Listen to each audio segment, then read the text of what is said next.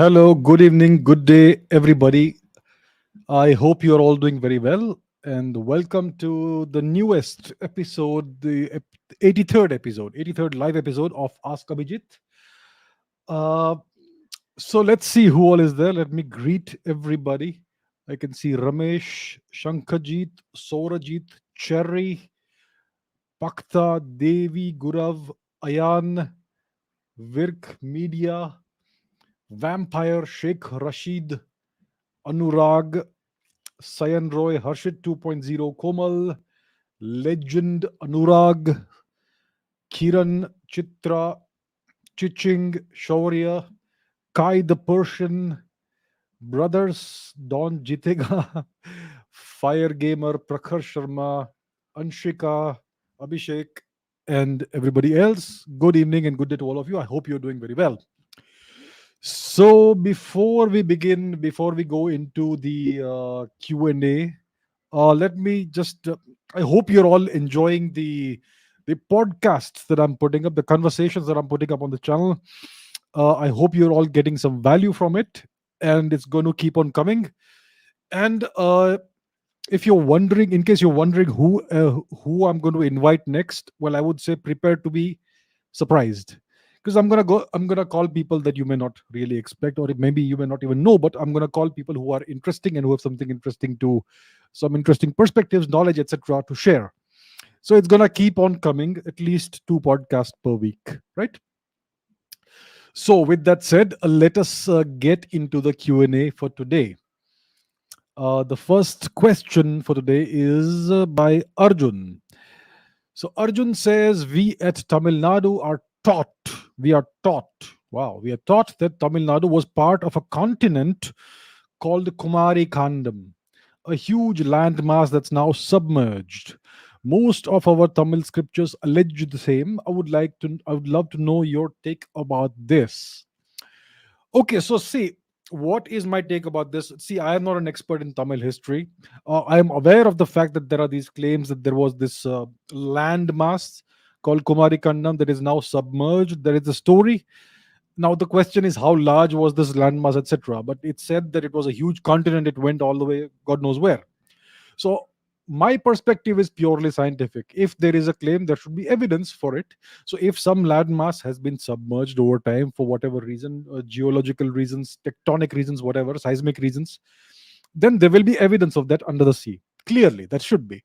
For instance, we say that there was Dwarka, the city of Dwarka. Well, we have found it under the sea. That's why I say it exists, right? Because we have found actual evidence of it, physical evidence. So now this landmass that they claim exists, there should be some evidence of that.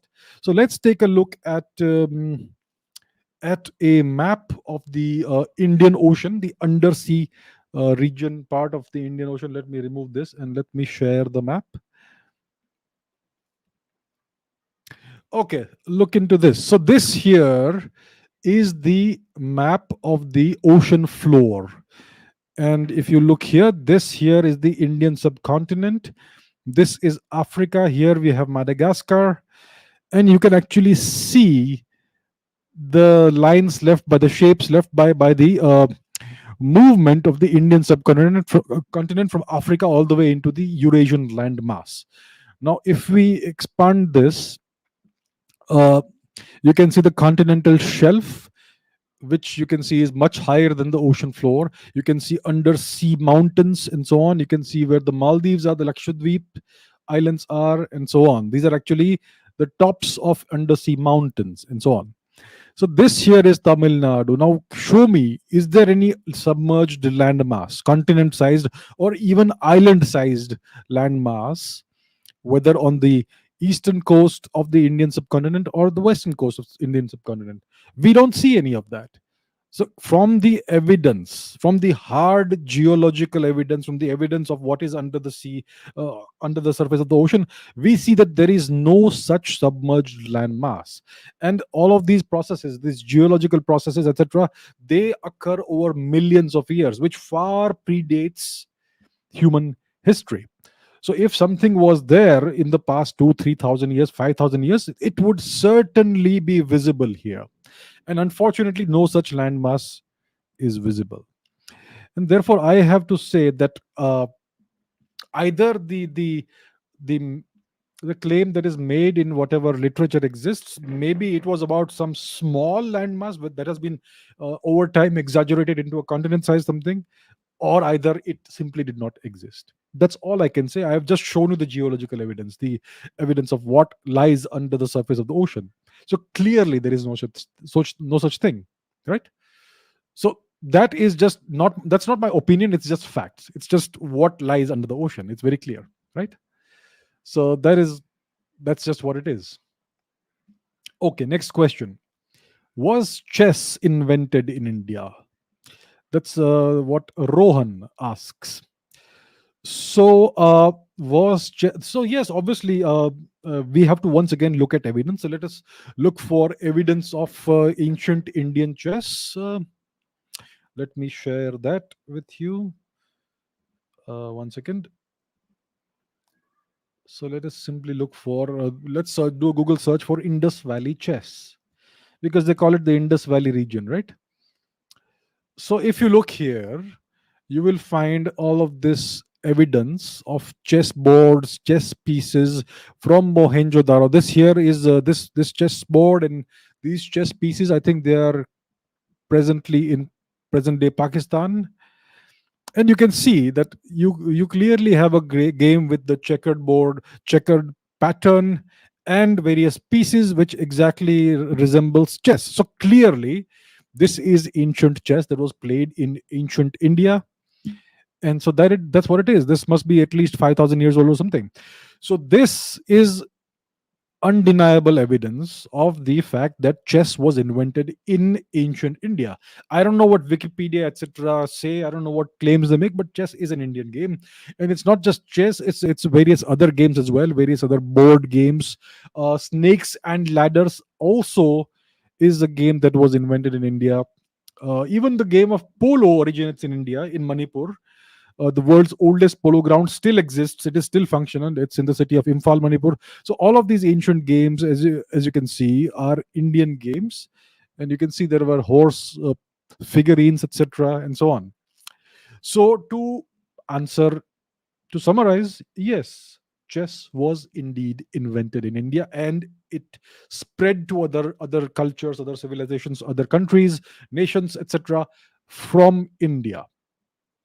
So most likely, I think chess spread to the Western world from Persia. So it came to Persia from India, and from Persia it went westwards and to other places. Even the Chinese, I think they acquired this game via their contacts with India. All right. Saurabh says, why do many historians refer to the Rigvedic peoples as tribal populations rather than a clan, rather than clans or civilized societies? Because these the original historians who spoke about the Rigvedic tribes were Europeans. They were British, and from their perspective, everything that is not European is backward and all that, and that's why they called the Rigvedic clans as tribes. So what is the definition of a tribe? I've spoken about this before. Let me speak again. A tribe is a small, isolated group of people who have not developed an advanced society.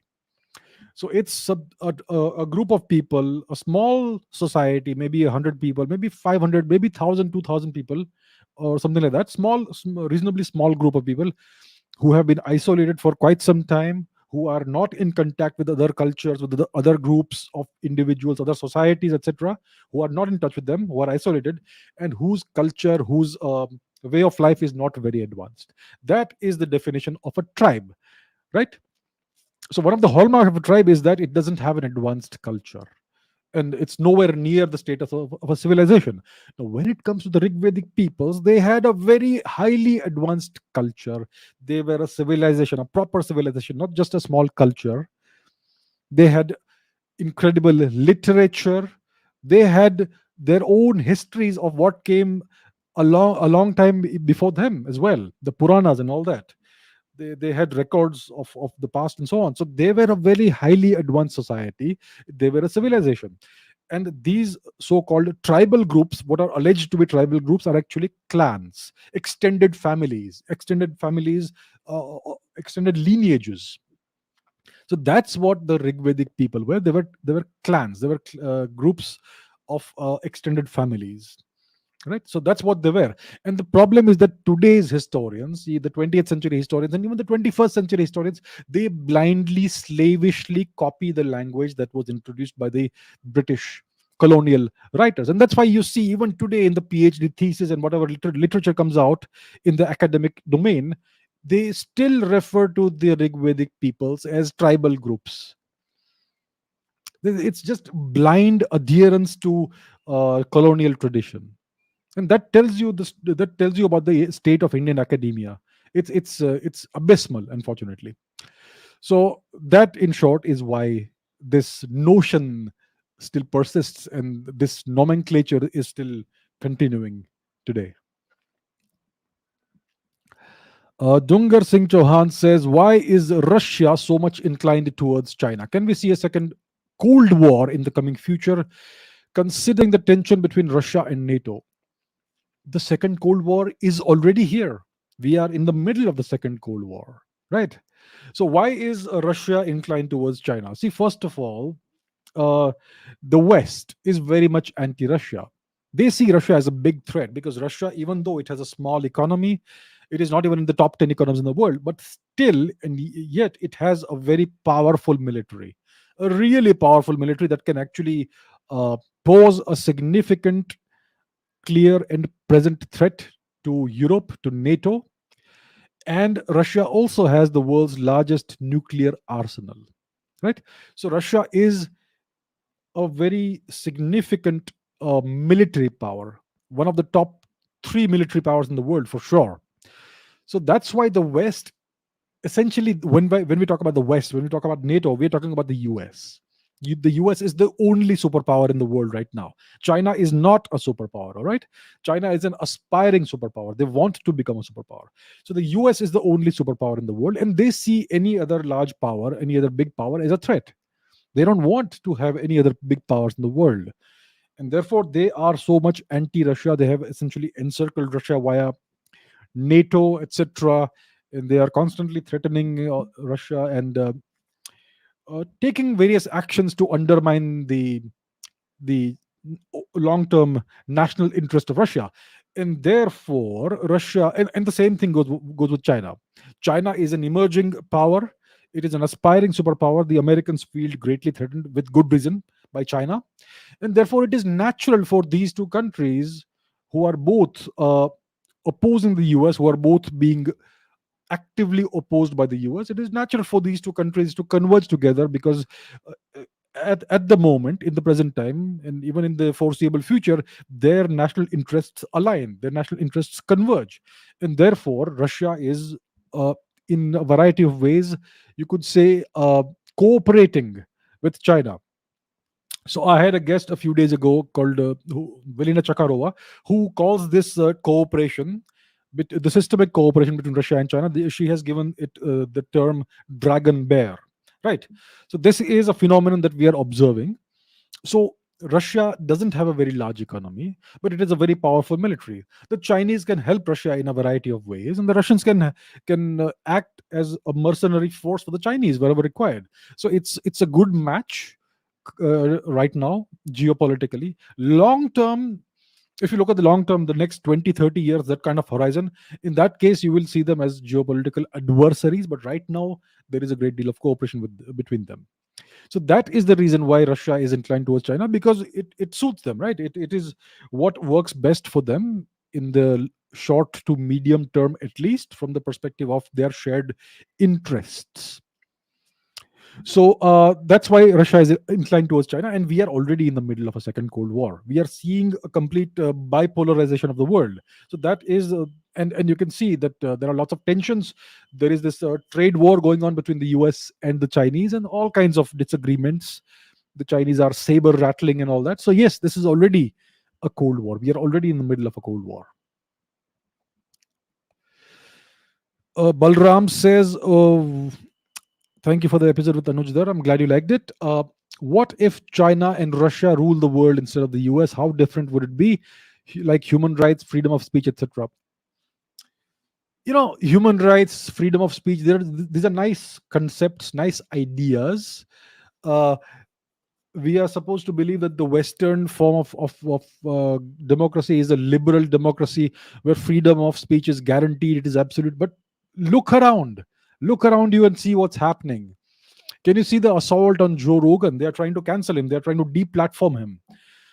Various very powerful political figures like Barack Obama, etc., are arm twisting Spotify into, they're trying to force Spotify to deplatform Joe Rogan, and there's so much censorship going on in various domains and various platforms, etc. So free speech, freedom of speech doesn't exist even in the West. And if you talk about human rights, come on, look at what's happening. Um, all the vaccine mandates, what's happening in Canada right now, what's happening in Australia, and the abysmal track record of NATO and other countries, Western countries, when it comes to bombarding civilians with no regard for human rights, for for the lives of civilians, women, children, etc. There's no such concept. The human rights is only a nice stick to beat certain countries with when it suits them. So, so all of these concepts are just illusory, right? If you look at the kind of sanctions they have imposed on various countries, it's causing starvation and deaths from various reasons. If you look at what the West is doing indirectly in Yemen, it's terrible. It's a humanitarian crisis they've created. So there is no such thing as human rights and freedom of speech and all that. It's just highfalutin values that they talk about when it's convenient for them, right? So if Russia and China rule the world, it's going to be much of the same. They may not uh, put up this pretense of believing in human rights and freedom of speech and all that. The Western world simply pretends to believe in these things, and yet they do whatever they want to do whenever it suits them. So it's, power is just power. Right now, the power, the overall power, the balance of power, it lies with the West, with the United States. In the future, it may not be so, but the world will not really change a lot. After all, power needs order. It needs an orderly world, and when you want order, you need rules and stability. So the world will go on the way it is, whether it's one party that rules the world, one power, or another power. And China and Russia will not rule the world together if that ever happens. uh, there's no place in for two powers in such a system. There can only be one power or two opposing and balanced powers. So in case the US falters and it declines as a global power, then you will see the emergence of competition and an adversarial relationship emerging between Russia and China themselves. They will not rule together. Impossible. It simply doesn't work that way. So that's what I can say about this.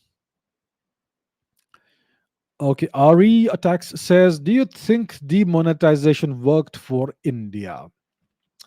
So, what was the stated aim of demonetization? The stated aim of demonetization was to do away with black money, reduce corruption, and all that. So, there's been a lot of commentary about this, and lots of people allege that demonetization never worked, etc. But let me give you a different perspective. I think demonetization happened in 2017 or something, most likely 2017. Now, the world is not the world, India has changed a lot since then. And think about how India has changed today. In 2017, or whichever year demonetization happened, India's informal economy was more than 50% of the overall economy. It was something like 55 or 60% of the Indian economy. The informal economy, which was not taxed, it was essentially all black money, right? All the transactions that happened by cash cannot be traced. There can be no record of those transactions, and therefore those are not taxed, and that's why it's all black money, right? That's the informal economy. In today's India, in the India of 2022, I think about 10 to 15% of the economy is informal. Everything else is formal because of the rise in online transactions, because of the um, decline in reliance on cash. If you are in any Indian city or town today, you can go and buy vegetables and fruits and small groceries with your phone. You don't need to carry cash anymore, right? And the other thing which has happened is the GST, which has essentially unified the entire country under one tax umbrella for the first time since 1947. So all of this is essentially a consequence of demonetization. The formalization of the economy is an enormous step in reducing corruption, right? Today, you most of the transactions are done online, electronically, and that is one of the best ways of eliminating corruption. And I think it's going to go further in the coming years. Most likely in the next 10 years, almost everything will become formal and cash may be a thing of the past. So that itself is an enormous blow against corruption, whether we realize it or not. Right. So I think demonetization, maybe they stated something, but the actual overall effect has been that of formalizing the economy and making the economy making making it easier for small businesses to transact their business and all that. So I think it was a very good move. They may have the prime minister may have said one thing, but if you look at the bigger picture, it's actually worked. I think it was a very good move because it was the first step that led to the formalization of the economy in just 5 years. So it's a very rapid change actually, if you look at it that way, because if you want to see change in a nation, you have to look at it decade by decade. But over here, we are seeing it in a period of just 4 to 5 years. So that's a very rapid change that's happened.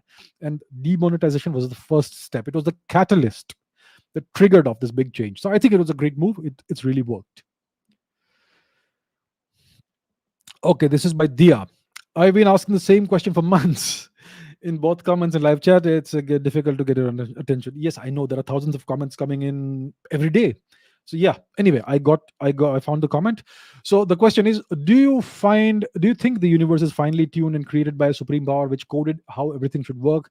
Time, laws of physics, DNA, evolution, etc., or all of this accidentally happened? If the universally accidentally came into existence, then our life is also accidental without any so-called spiritual intention or purpose, right? I mean, how many questions do you have, Dia? Do you think humans can get superpowers by advanced meditation? Do you think Himalayan yogis have really superpowers and all that? Is it just myths? Let me take the question about the fine tuning. So there is this theory that the universe is fine tuned for life, that our universe is fine tuned and it is no accident. So if you look at the various constants of nature, there are a bunch of constants in nature which whose origin we don't know. But if you change the values of these constants, like the fine structure constant, the strength of the gravitational force, and so on, or the strength of the electromagnetic interaction, just some examples I'm giving.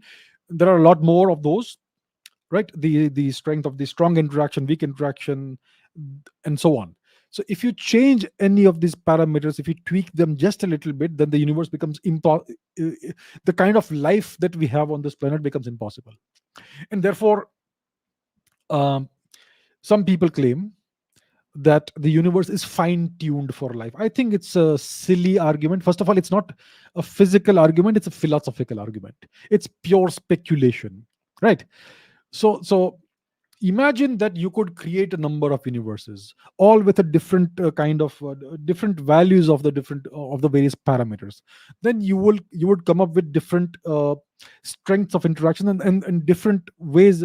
So the laws of nature, the laws of physics would behave differently each in each universe to a small degree. And I think in such a case, if you had a million different universes with slightly different small slightly with different variations of these parameters, then I think that you would find life of different kinds emerging in these various universes. The only example of life that we have is what we see on our planet, and therefore we have only one data point. You cannot build an entire theory from one data point. So this is just pure speculation. I don't think our universe is special somehow. I think if you had the different values of these parameters or different kind of tuning, then different kinds of life would emerge, right? But life, I'm sure, would have emerged in some form of or the other. So I do not buy into this argument of fine tuning. Now, when you ask about supreme powers and all, we have no evidence of the supreme powers. From the perspective of spirituality, philosophy, etc., that's a whole different perspective. I am answering as a physicist. I'm answering from the perspective of science and physics. From the perspective of science and physics, we have no evidence of a supreme power. So it's all about belief, right? And belief has no place in science. Science is all about observations, measurements, and what's observable and measurable. That's all it is. And therefore, all of this, it's possible that somebody is coding the universe. There's a programmer, there's a great programmer somewhere out there who has coded the universe. So you're talking about this simulation hypothesis now. It's possible. uh, what do I think? Is it fine? Is it created by supreme power, or is it accidentally happened, or whatever? I don't know. I don't know. How do I answer these questions? I don't have sufficient data to answer this question. So this is one of the big mysteries in life. uh, people some people choose to believe theory A or theory B, or believe in one god or multiple gods. Our culture, our civilizational literary texts, etc., have a very clear have a very clear uh, understanding of how the universe came to be.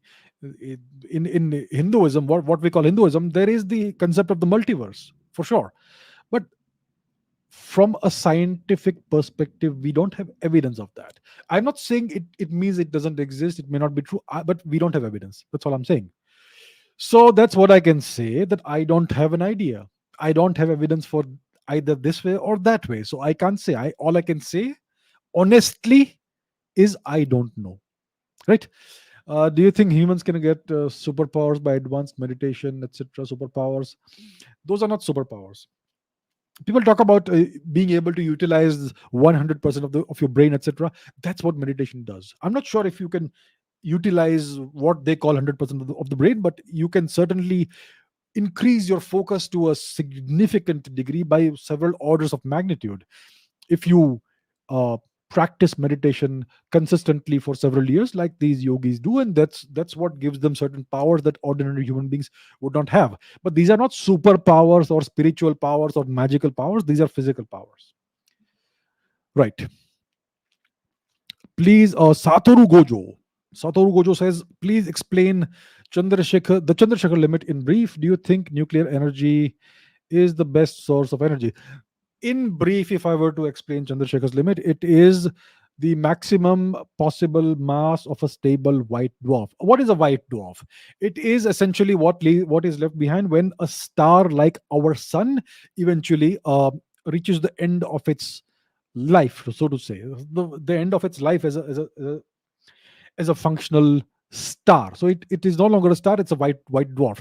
So our sun is a it's it's a it's a medium-sized star. I think it's a yellow dwarf. I don't know what the exact categorization is, but after about 5 million years or so from today, 5 billion years, sorry, not million, billion. About around that time, the sun will become a red supergiant, and then it will just its outer layers will just dissipate away, and what will be left of it will be the core, which will essentially be the size of maybe a city, a metropolis or so, but it will have more or less the mass of an entire star inside it. So it's an extremely dense, compact uh, stellar form, which is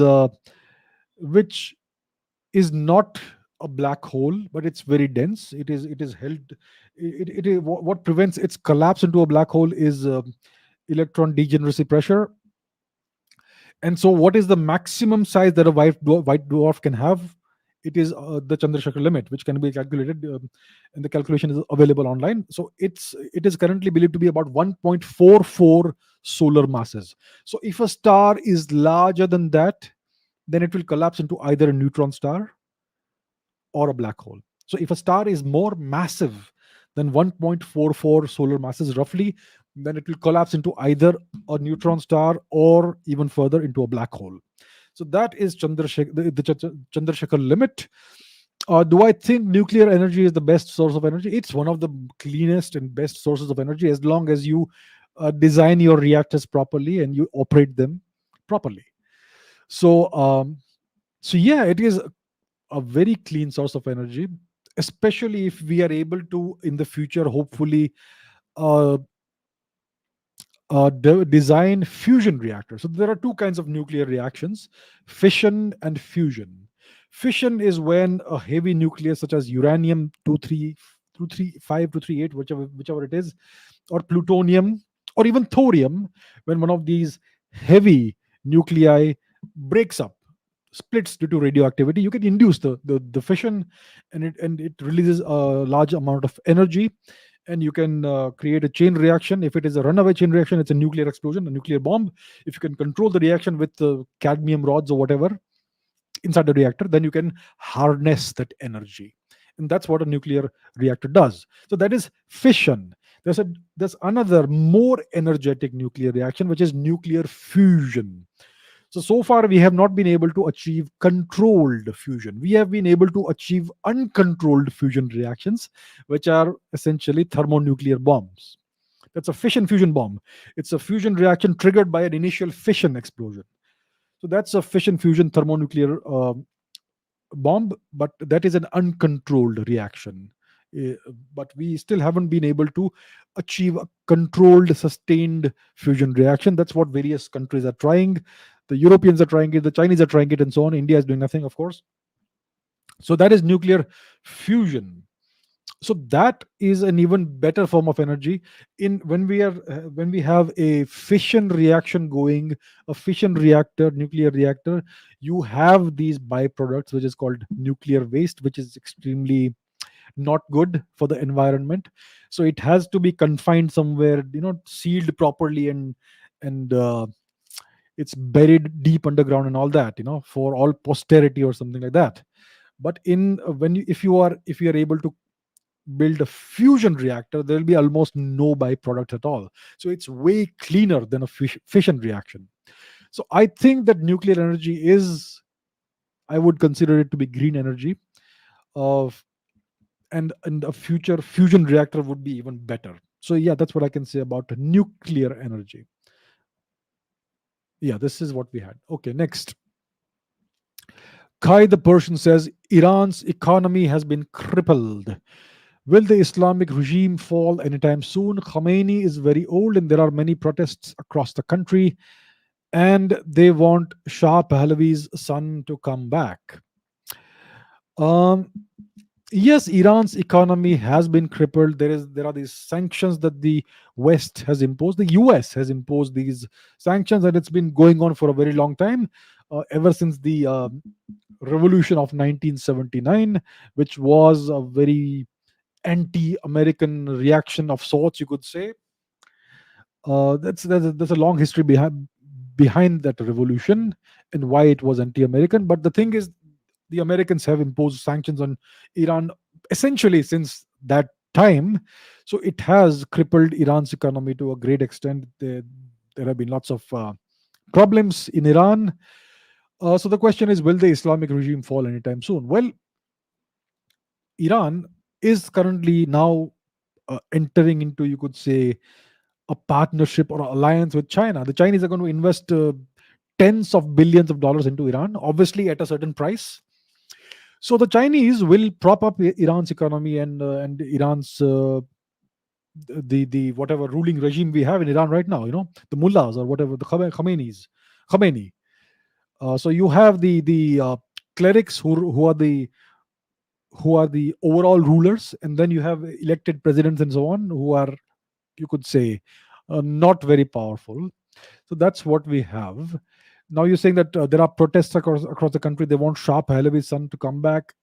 Yeah, there are protests against the country, across the country to some extent. We're not sure what's actually happening, because all of this information is tightly controlled, and any news of such protests would be, they would try their best to suppress such news going out of the country.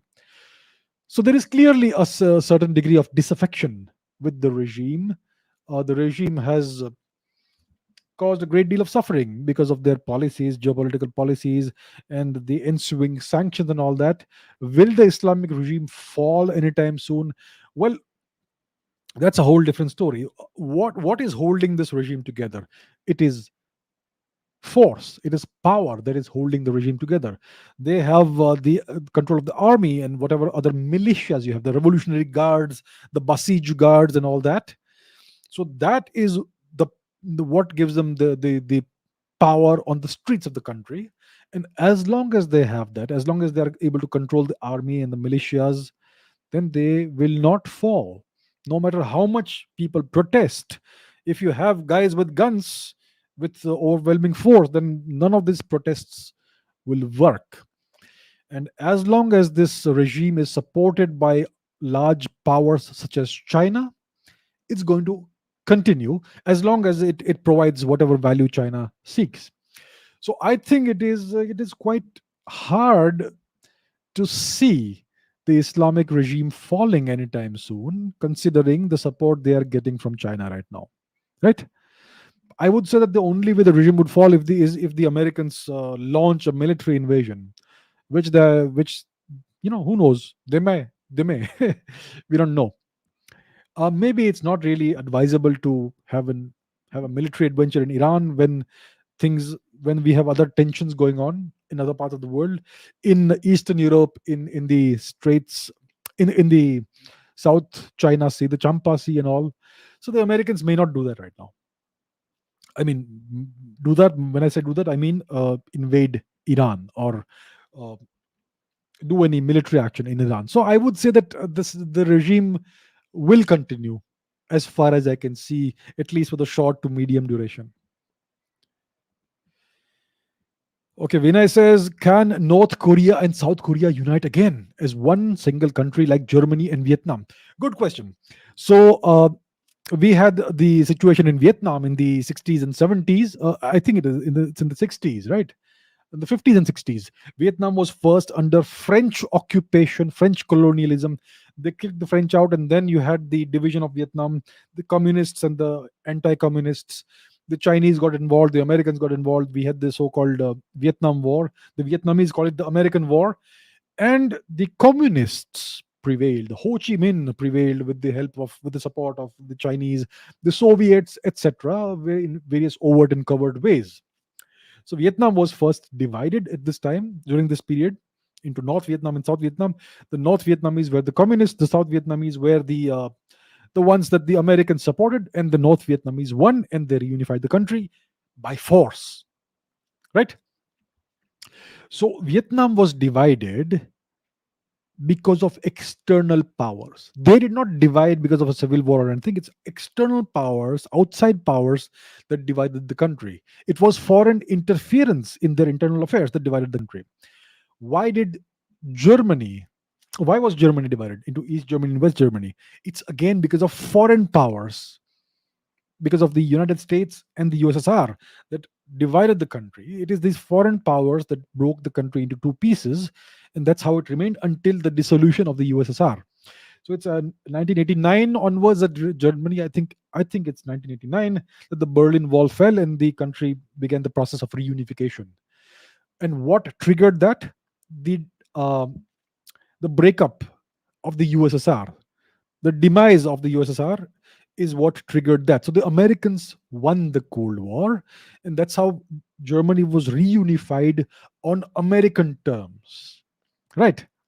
So again, there is external interference that we are seeing in this. Right. Now, when it comes to North Korea and South Korea, the division of the two Koreas is a consequence of the Korean War of the 1950s. That's 55, was it? Look it up. Somewhere around that time. And again, there is foreign interference in this.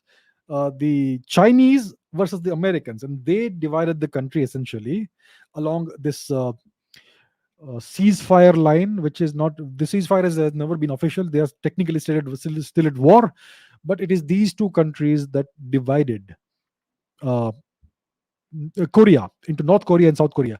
It was not the Koreans who did this. It was the interference of foreign powers in the internal affairs of Korea that caused the division of the country. And the Chinese, who were aided by the Soviets at the time, they installed a puppet regime in North Korea, the Kim dynasty. It was Kim Il Sung, then Kim Jong Il, and then Kim Jong Un. I think that's the names. Apologies if I got the pronunciation wrong in some way. So that's what it was. So again, this is foreign interference. So can the two Koreas reunite? Can they be reunified? I think it can happen. It will happen either if the Americans win the tussle against China, or the Chinese win the tussle against the US, or if foreign interference ceases. In that case, the country will over time reach its own equilibrium, and over time the two countries will reunify as one, because they're the same people, the same culture. So it will take time, but yeah, it is all of these divisions of countries, these partitions, so to say, are because of foreign powers meddling in countries, and that's what we saw in India as well, right? So I hope that answers the question. Okay, Vishal says Garid is the name of a mythical bird in the Mongolian culture, similar to the Indian Sanskrit word Garud. It was also the name of Chinggis Khan's pet eagle. Does that mean that Mongolia was in contact with the Indian culture, Buddhism, Hinduism, even before the Great Khagan? Excellent question. So, Garid, the Mongolian Garid, is Garud, nothing else. It is the Garud, it is the Indian Garud, the Sanskrit Garuda. It is believed to be the name, to have been the name of one of Chinggis Khan's pet eagles. You are right. That's what I have read. I'm not sure if that's attested in the secret history of the Mongols or not, but it's certainly what the Mongolians themselves say. So the question is, does it mean that Mongolia was in contact with Indian culture even before the time of the great Khagan, Chinggis Khan? Most certainly it was. See, Indian trade delegations and cultural emissaries had been going eastwards since the time of Kanishka the Great, one of our greatest emperors, right? And he lived in somewhere between the first and second centuries AD. So Chinggis Khan lived in the 13th century and the 14th century. So you had the presence of these cultural and trade delegations from India in the Eastern world, in China and Eastern Asia, for more than 1,000 years before Chinggis Khan was even born. And therefore, Mongolia is north of China, and there would certainly have been influence of this Indian culture over there as well. You will find Buddhist ruins in Mongolia that far predate the time of Chinggis Khan, right? So we do have archaeological evidence of Buddhist structures, monuments, sculptures, carvings in some parts of Mongolia that far predate Chinggis Khan, and therefore therefore it is clearly a fact that Mongolia was in contact with Indian culture long before the time of the great Khagan Chinggis Khan. And Indian culture, see, the way historians portray the spread of Indian culture eastwards is that these were all Buddhist delegations, Buddhist culture that was being spread there. But that is a distortion, it's a fabrication. If you see the actual scholars who went eastwards, such as Kumara, Jiva, etc., they were not only well versed in Buddhist philosophy, but also in the four Vedas. And you will find that Hinduism spread all the way eastwards to Japan. You will see Hindu gods and goddesses worshipped in Japan even today with Japanese names. Today is the day of Saraswati Puja. Today, what is the date today? The 5th of February 2022. Today is Saraswati Puja Day. Saraswati is worshipped in Japan. She is one of the major goddesses in Japan. They call her Benzaitin. So she did not come via airmail into Japan. The spread of Indian culture happened via China, via Mongolia and Eastern Asia into Japan. So it's clear that Hindu practices made their way into Japan, and today they are regarded as Buddhist gods and goddesses and deities, but these are clearly Hindu gods and goddesses. So yes, so what I would say is that the influence of Hinduism, Buddhism had been there in this region for more than 1,000 years before Chinggis Khan was born, and you will see the evidence of that even today. So, to answer your question in brief, to summarize, yes, Mongolia was certainly in contact with Indian culture long before the time of the great Chinggis Khan, and after the emergence of the Yuan dynasty, the Mongolians adopted the Tibetan form of Buddhism. They There was this guru shishya relationship between Tibet and Mongolia. The Tibetans were the gurus, the Mongolians were the shishyas, and they offered protection to the guru. So Tibet became a Mongol protectorate. Mongolia never occupied Tibet, but Tibet was under the Mongol Empire's protection. So that's how events went. Kanhai Bhatt says, why wasn't any Persian Empire able to get inside the Indian mainland? Please take this question, and can you also talk about the Assyrian queen Semiramis? So you are right. Uh, the India-Persia border has more or less been fixed for, I would say, 3,000 years at least, and that is the present-day boundary of Pakistan and Persia, right? And Gandhar, Afghanistan and Persia. So that is the historical border between India and Persia. Now, Afghanistan, the region of Gandhar has over time been influenced by both, to some extent by Persia as well. Today, the Afghans they speak the Dari language, which is a form of Persian, and the linguists even consider Pashto to be an Iranic language, which I do not agree with at all. But that's besides the point. So overall, you are right. The Persian Empire, none of the various kings of the Hakshamanish dynasty, the Achaemenid dynasty, ever tried to invade India. Darius, the king, Darius, they call him, he did include some western regions of present day Pakistan in his empire. So that has always been kind of diffused. The boundaries over time, over the centuries, they move here and there to some extent.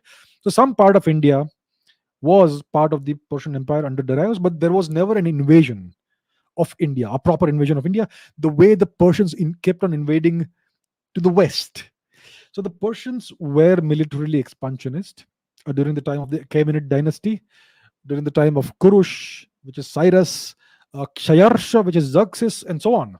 And they always wanted to expand westwards, and they came into conflict with the Greeks on several occasions, like in the middle of the 5th century, during the time of the Peloponnesian War, which I have spoken about in other episodes.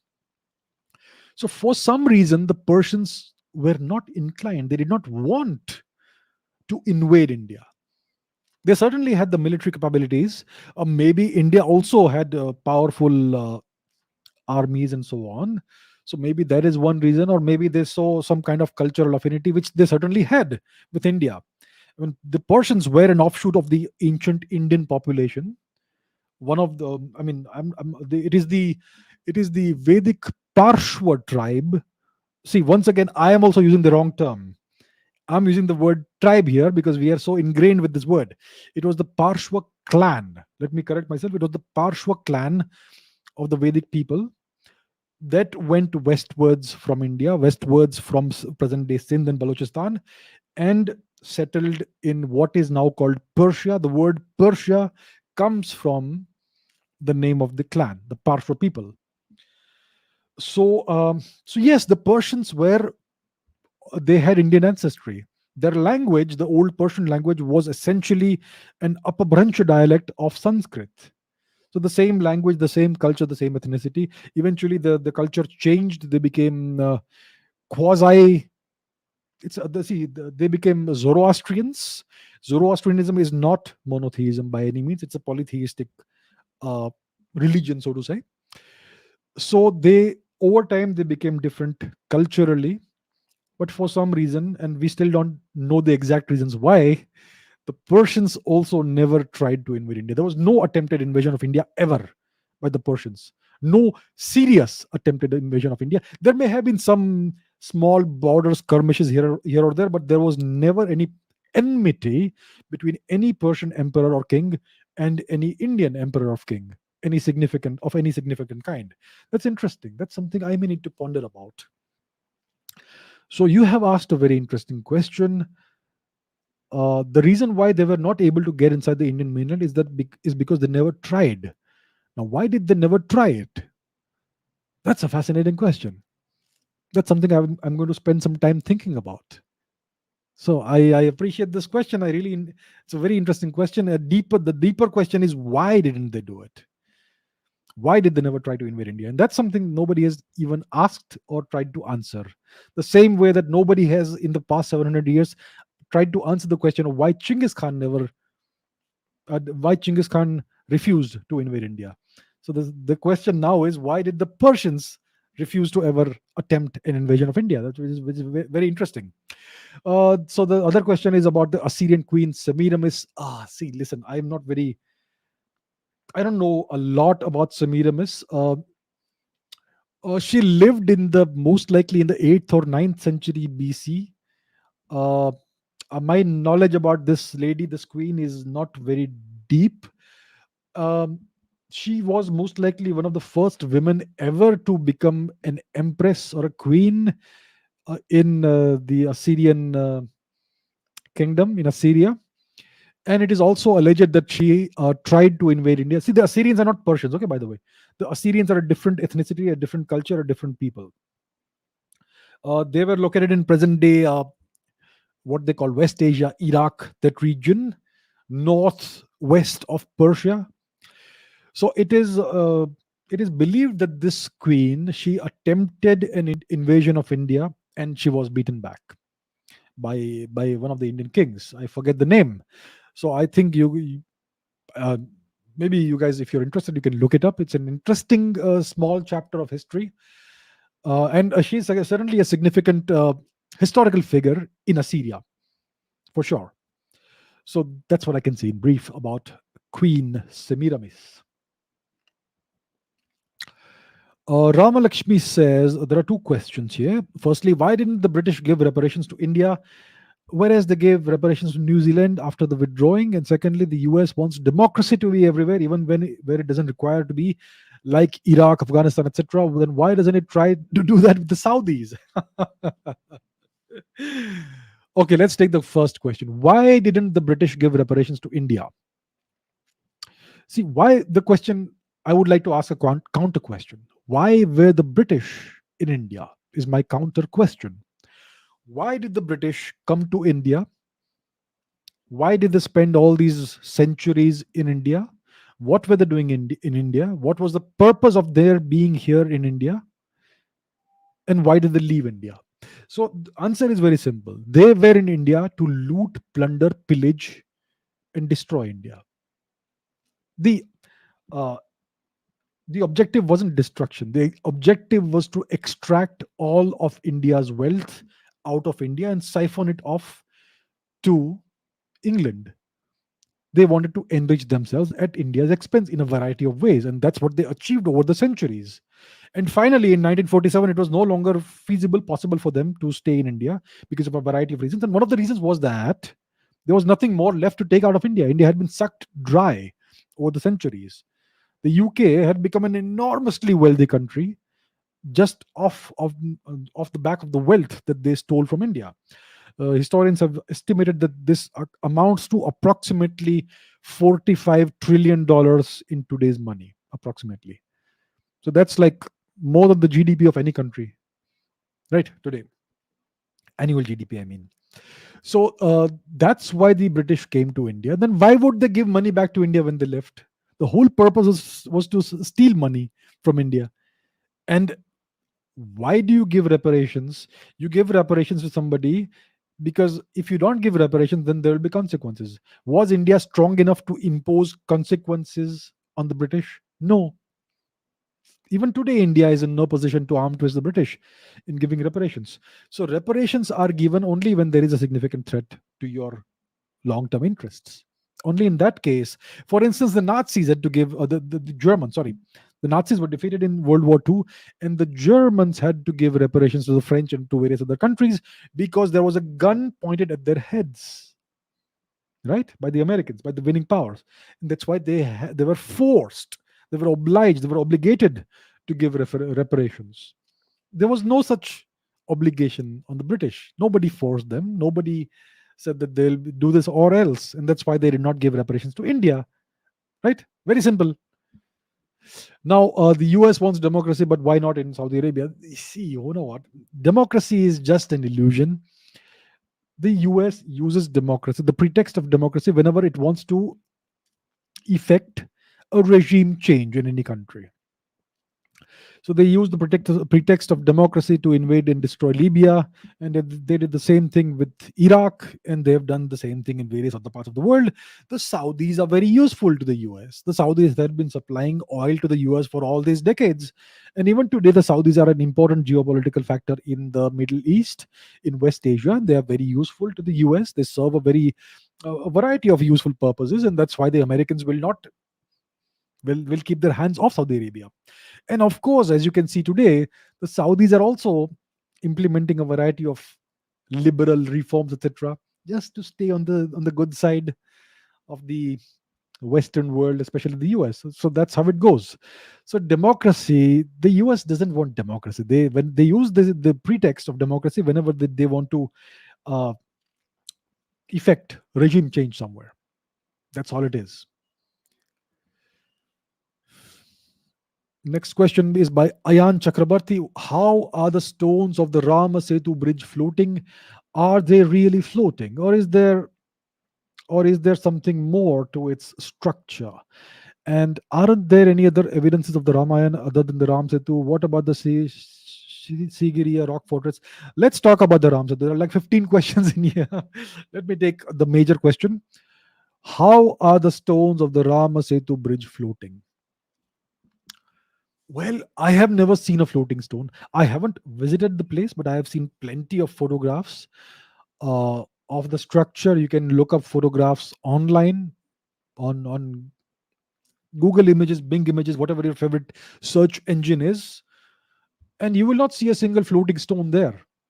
Now, I have seen some images on social media where people claim that there is a bucket of water and there is a stone from this place which is floating. Well, what's the evidence it came from there? If you look at the structure, the large scale structure between southern India and northern Sri Lanka, you will see that the structure is mostly submerged. There's nothing floating there. So I don't know on what basis people make the claim that stones are floating. And I think it's written in some text. Which one is it? Is it the Ramcharit Manas or something, in which they say that there was some magic and the stones were floating? No. You know what? Over the centuries, over thousands of years, stories get embellished with all kinds of additional facts, additional claims. So you have to look beyond all the embellishments and try to dig out the actual factual data. And what actually happened is that the entire bridge was constructed. I'm not sure how it was done and how long it took, but it was an actual land bridge that was constructed between India and Lanka. There was no floating stones there. It was a superhuman effort and it was actually done. So there is no evidence of a single floating stone. Look at the images, go there, look at the photographs, look at the satellite images, look at the drone images, look at the aircraft images, look at actual images taken from the beaches and from the actual structure. You will not see a single floating stone there. I personally haven't seen any evidence of that. So that's what I can say. So is there any other evidence of the Ramayana other than the Ram Setu? Well, I'm not sure about that, but this one is there, right? So we need to examine this one. And I hope that the ASI and the government of India will take some interest and do some actual archaeological work there and see if you find additional evidence of human activity in this structure.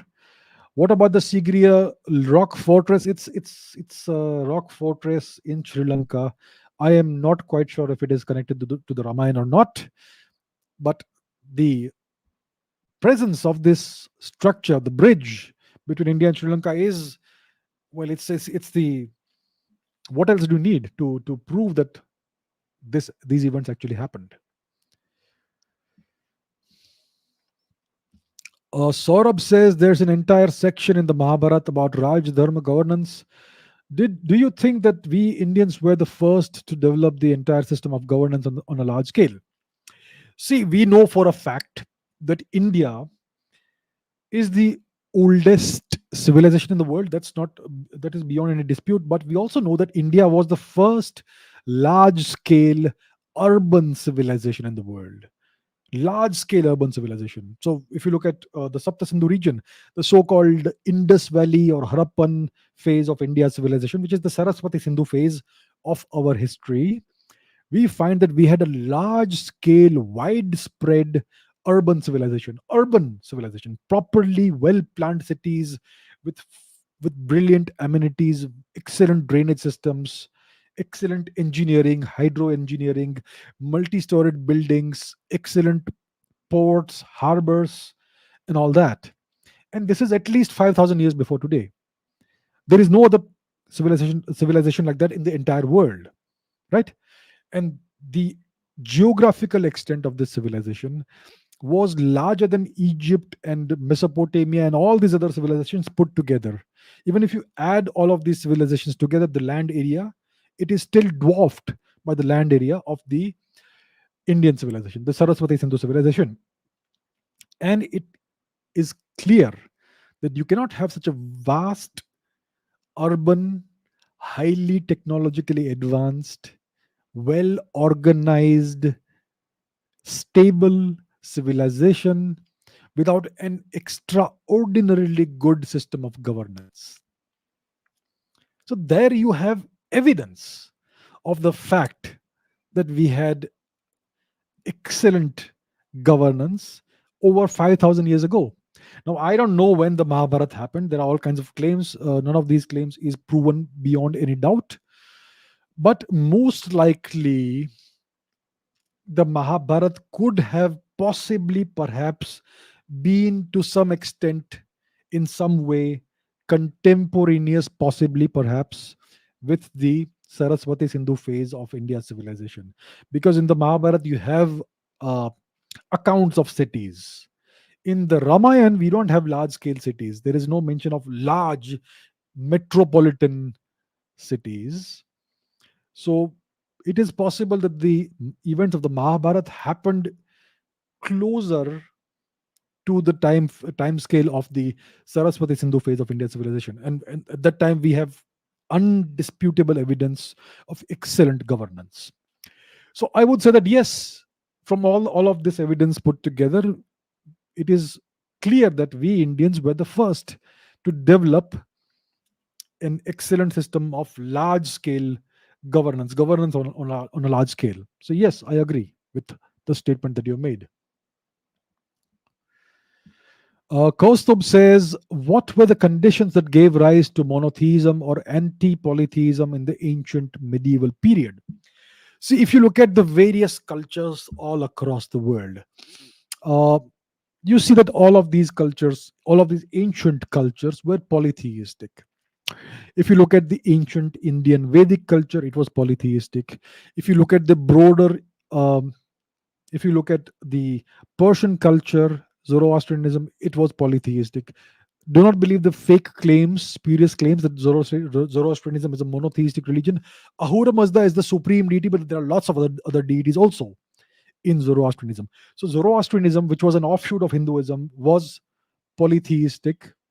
In Buddhism, which is again part of Hinduism, you have all kinds of bodhisattvas and other divinities. So the Dharmic culture was polytheistic.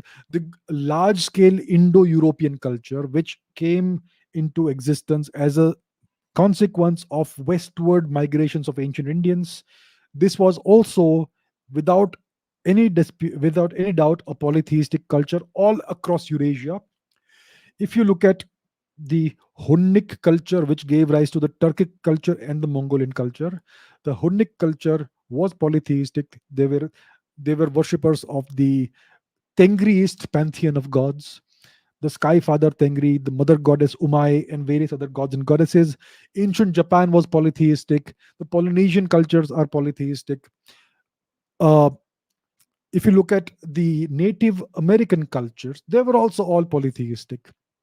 Whether it's North America, whether it's South America, if you look at African cultures, again polytheistic. So the world was polytheistic overall. Now, about two and a half, 3,000 years, I'm not sure when, uh, somewhere in this time frame, a monotheistic belief system emerged out of the sands of West Asia, out of the sands of Arabia. So, when you have polytheistic cultures essentially emerge out of lush green climates. Africa is lush green mostly. Uh, India was lush green, lots of river valleys, so polytheistic culture. Eurasia, Europe, is also reasonably well vegetated and so on. So again, polytheism thrived there.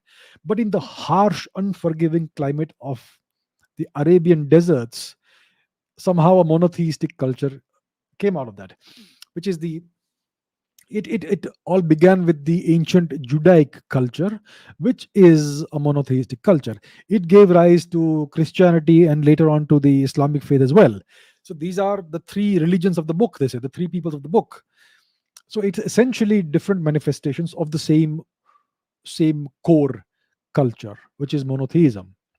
So the conditions that gave rise to monotheism were the conditions that you find in a desert region: harsh, unforgiving climate, and the need for extreme discipline in order to survive.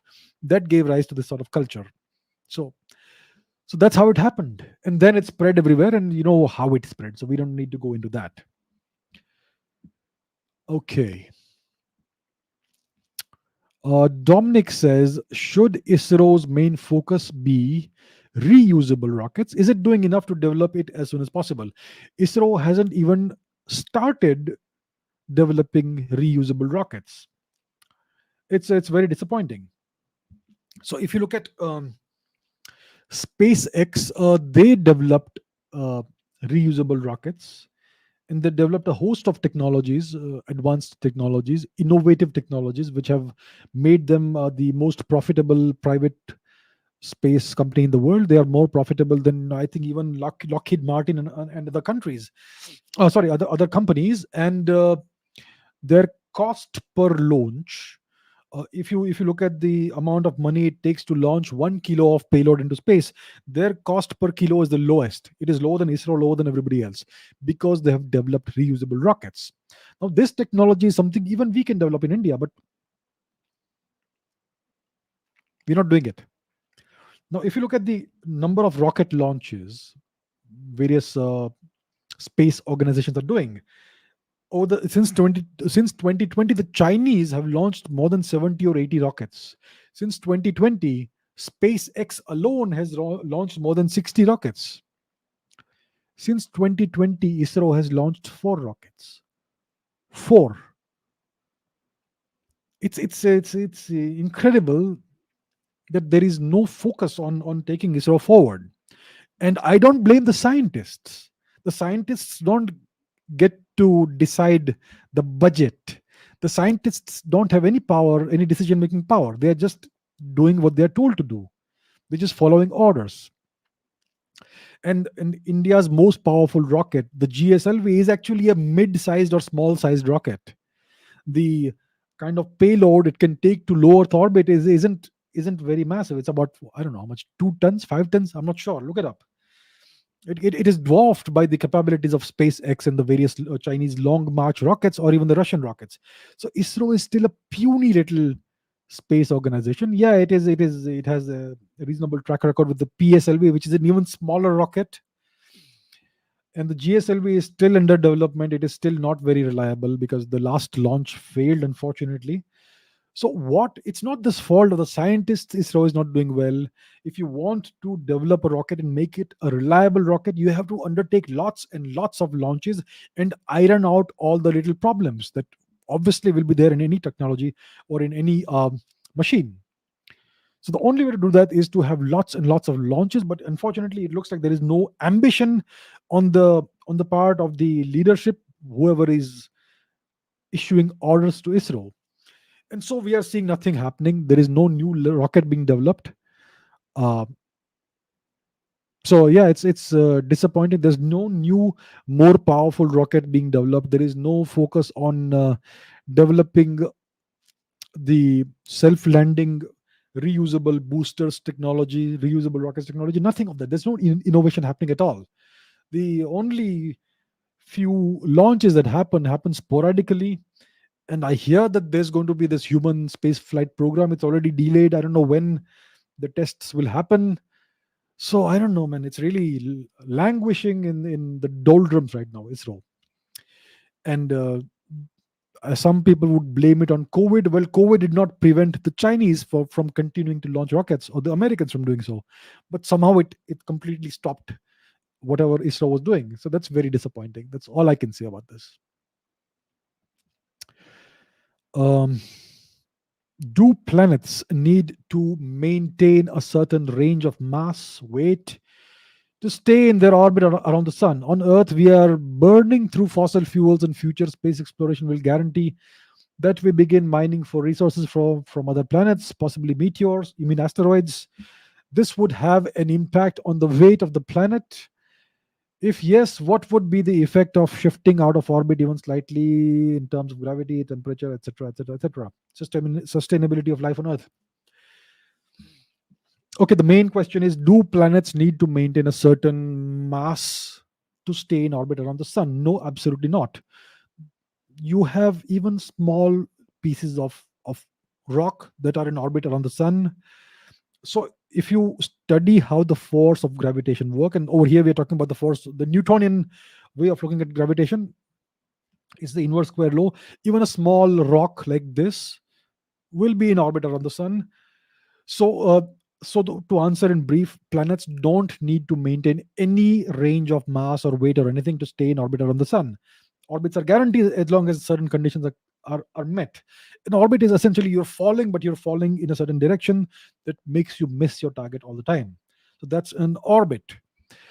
So yeah, so you don't need to maintain any mass to stay in orbit. Of course, if the amount of mass of a planet changes, the orbit will shift accordingly. So if you're talking about a certain specific orbit, yeah, it all depends on a variety of factors, including the velocity, the mass, and all that. But you know what you're asking is that if we mine resources from our planet, will it change the mass of the planet? No, it won't. There will be no significant change in the mass of our planet because of mining or because of space travel. So I don't see any such thing happening. Um, so to answer your question in brief, the orbit of the planet will not change. The mass of the planet will not change to any significant extent because of mining or space exploration, and therefore we will remain in whatever orbit we are in, most likely until the end of the solar system in its current state. Prakhar Sharma says, can you please talk about strange matter and the strange quark? How is it formed in a neutron star, in a quark star? Can it start a chain reaction of stable, strange matter throughout the universe? How different is a quark star from a black hole? What if a strange matter quark star is actually a black hole? Okay, what is the strange quark? So there are six quarks in nature. What are quarks? The quarks are the fundamental building blocks of the particles that we observe, the protons, neutrons, the protons and neutrons essentially, right? So the quarks and whatever other matter we can observe, right? So there are six quarks: up, down, top, bottom, strange, charm. Up, down, strange, charm, top, bottom. Six generations. So six quarks are in existence now. The protons and neutrons are made up of combinations of the up quark and the down quark. The other quarks are heavier. So whatever elementary particles we observe, they are made up of essentially the up quark and the down quark, only various combinations and permutations of these two quarks. Strange quarks are hypothesized to form inside neutron stars. So inside neutron star you have incredible amounts of pressures. A neutron star is essentially a few kilometers in diameter, but it contains the entire mass of an entire star. It's essentially an enormous atomic nucleus. So it is possible that within a neutron star, because of the enormous pressures that you have, so what happens is that quarks have this confinement property. If you try to take two quarks or three quarks apart, then the amount of energy that you have to put into doing that, it leads to the creation of new quarks, and you can never have a single naked quark. But inside a neutron star, where there is such incredible pressure, this pressure causes the quarks to deconfine. That's what believed. And then you have this quark matter floating around. So deconfined quarks, just a sea of quarks, free quarks inside the neutron star. And that's called quark matter. And it is possible that because of the pressure and the forces that are present inside this quark matter inside a neutron star, you may see the formation of strange quarks, which are and strange matter, which is the stablest matter in the universe. So this is all confined inside a neutron star. But what you have is that you have neutron star collisions, very rare events in which two neutron stars collide with each other. And when such a collision happens, bits and pieces of the neutron star are ejected, thrown out. And in such a case, you may have some of this quark matter being thrown out into the universe. And these are called, what are they called? Strangelets, small pieces of quark matter. And it is possible that if this sort of material, quark matter, strangelets, they they come in contact with a regular star, they may convert the entire star into quark matter. If they come into contact with a planet, the entire planet will be converted into something made of quark matter. So it is certainly possible, but it's never been observed. So this is all theoretical. Theoretically, it can certainly happen, but it's never been observed. So a quark star is essentially a quark essentially a neutron star whose interior is made of quark matter. Only the exterior external shell may be composed of ordinary matter. So that's what a quark star is. It is not a black hole. A black hole is way more compact, and a black hole, it's essentially something whose density is so high that even light cannot escape from it. It has an event horizon, so that's a black hole. So a strange matter quark star cannot be a black hole. Okay, Shantanu says, what if we had economic liberalization a couple of decades earlier instead of 1991? Would it be any different from today than today? Yes, certainly India would have been a very different place if economic liberalization had been done in 1947 itself. So from 1947 onwards, we had the Nehruvian socialism that was imposed upon India. And what it did was it created this phenomenon called the Nehruvian rate of growth. So India's economy grew at about 1 or 2% per year, despite India being a desperately poor country. When you have a desperately poor country and you have the right economic policies, you should see 10 to 25% growth year upon year, at least for a few years. But what Mr. Nehru did was he stifled the growth in the country. He imposed the Nehruvian socialism on India, and India's growth just stagnated. He perpetuated poverty and mediocrity in the country, and eventually by 1991 or 92, I think it was 91, was it?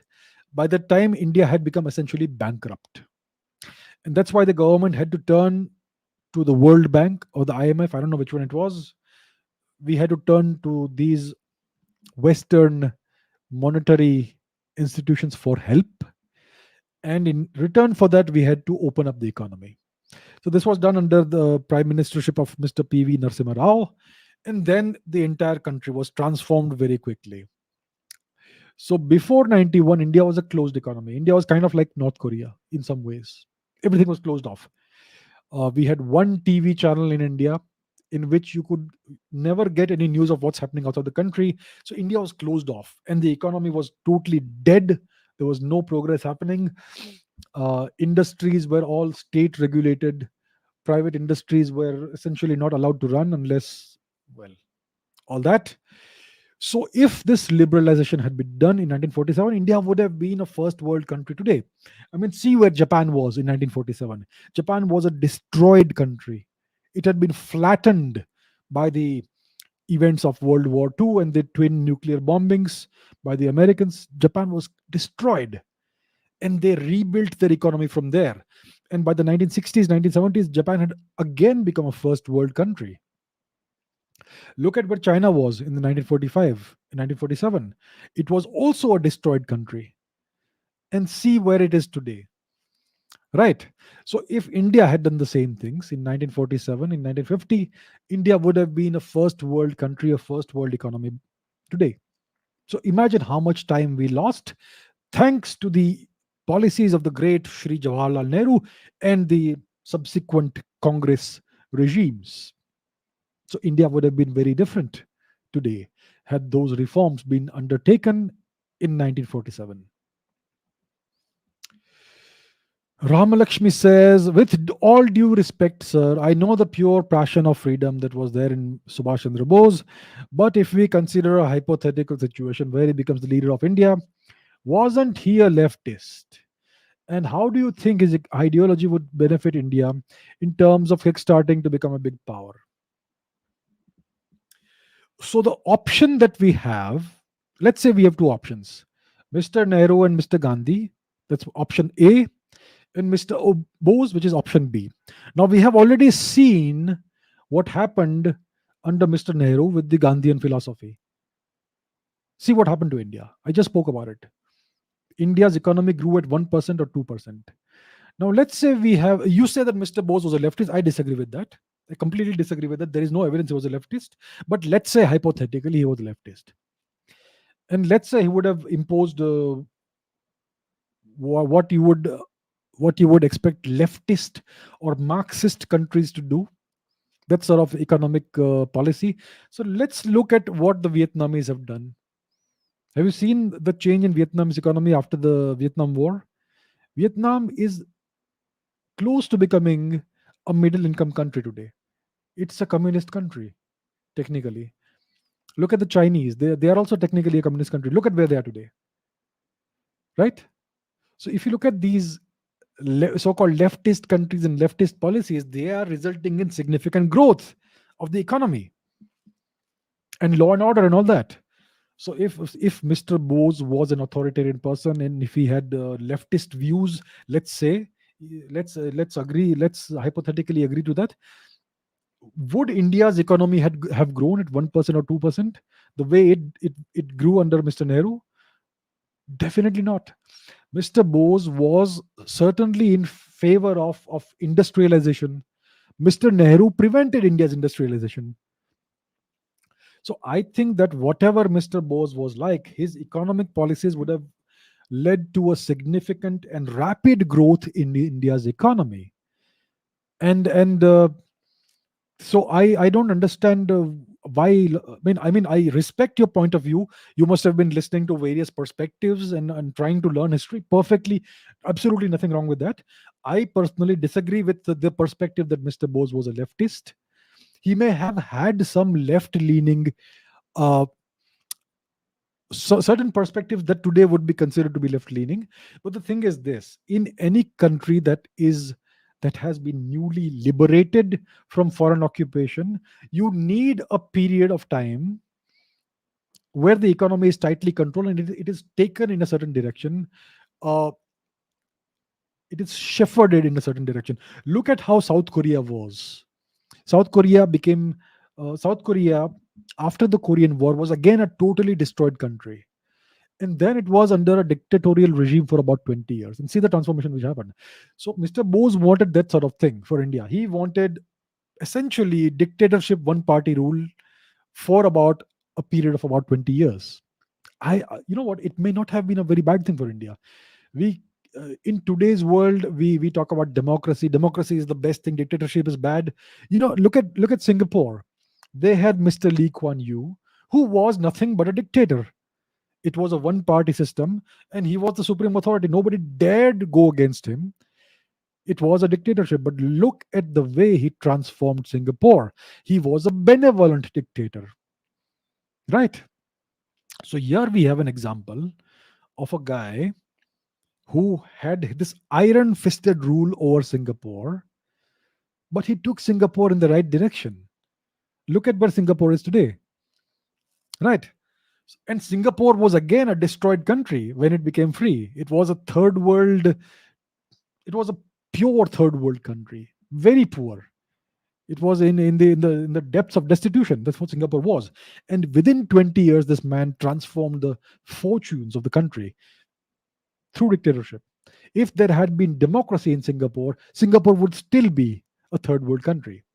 And today you are seeing the gradual transformation of Singapore towards a towards a certain form of democracy. So I don't see anything wrong with Mr. Subhash Bose's ideas for how India should have gone, in what direction India should have gone. I think we have already seen the alternative to Mr. Bose, which is Mr. Nehru and his policies, which totally stifled India's growth. So I think Mr. Bose's plans for India, had he won, had he succeeded, would have actually kickstarted India's economy the way it should actually have, right? Okay, Sindhu Shetty says, is Buddhism one of the reasons for the fall of the Mauryan Empire? So what you see in the Mauryan Empire is that you had uh, the first great emperor, Chandragupta Maurya, the founder of the Mauryan dynasty, who, under the mentorship and guidance of the great strategist and realist Vishnugupta Chanakya, became the emperor of India. In about a period of 20 or so years, he consolidated his power, his rule over essentially the entire Indian subcontinent, and he reclaimed the land of Gandhar from the Greeks, and that's one of the largest empires India has ever seen. So that is the genesis, the beginning of the Mauryan Empire. Then you had his son Bindusar. Then you had Ashok. So Ashok also, he may have been a tyrannical king, etc., but he was a very powerful king. And it is under Ashok that we see the transition to Buddhism. So Ashok, after the um, it's not after the Kalinga War. It is actually before the Kalinga War that he became a practicing Buddhist.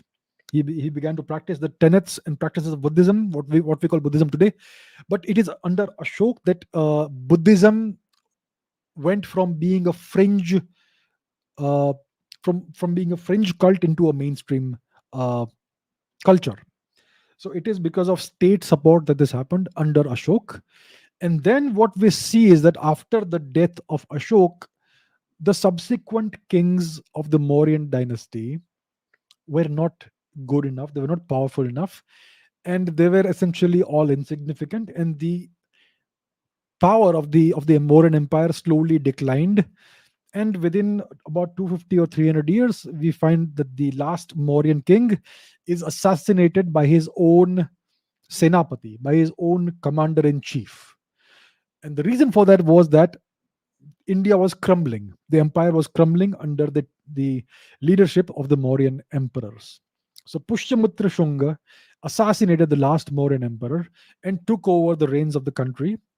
And he again consolidated the country and made it powerful again, which is the Shunga Empire, the Shunga dynasty. So we see the beginning of the decline of the Mauryan Empire with the death of Emperor Ashok. And it is during the time of Ashok that Buddhism also becomes essentially the dominant uh, philosophy or culture in India, the Buddhist way of thought. So you could say that this cannot be a coincidence. There is clearly the two things do coincide. So you could say it's one of the causative factors. This entire emphasis on pacifism could have caused the decline of the Mauryan Empire. But we also see other empires that have been described as Buddhist empires that have done very well. For instance, today's historians, they describe the Kushan Empire as a Buddhist empire. They describe Kanishka the Great as a Buddhist king, which is Buddhist emperor, which is not actually true. But even if you agree with the historians, you will say that he was a militarily expansionist emperor. He conquered most of Central Asia, from the Caspian Sea to the Aral Sea. He also conquered present-day Xinjiang of present-day China. So he created an enormous empire. And if he was a Buddhist, then Buddhism certainly did not cause him to be pacifistic, right? But I would disagree that Kanishka was a Buddhist. He was an Indian, and he If you see about 5% of his coins have depictions of the Buddha, or the other coins have depictions of other gods and goddesses. But when coming back to the Mauryan Empire, there is clearly a coincidence. The two things do coincide: the introduction of Buddhism as the official de facto state, culture, religion, whatever you want to call it, and the decline of the Mauryan Empire. So it could certainly have been a causative factor in the fall or the decline of the Mauryan Empire. Anmol says our NCERT textbooks never mention the bravery of our Rajput warriors. The books mention Akbar as great, but not Maharana Pratap. Why are they hiding the reality of our history? Right. So it's not only the Rajputs that are marginalized and whitewashed out of history in NCERT textbooks. I think even the Marathas are kind of glossed over, maybe a paragraph or two. The Marathas defeated the Turks and freed India from the foreign occupation and established a vast empire that went all the way north to southern Afghanistan. So the were a very, very powerful and very consequential empire, and yet they are not. They are kind of whitewashed in the NCERT textbooks. You find almost no mention of the Gupta Empire. Come on, Gupta Empire was massive. It was enormous, and it was a period of a great cultural efflorescence in India. And you had great emperors like Kumaragupta, like Chandragupta the First, and uh, Samudragupta, the hero of 1,000 battles, and also Skandagupta, the great defender of India. Then you have people like Lalitaditya Muktapida, who again conquered Central Asia, right? Who is not mentioned at all. And NCERT, I don't know how much they mentioned the Cholas.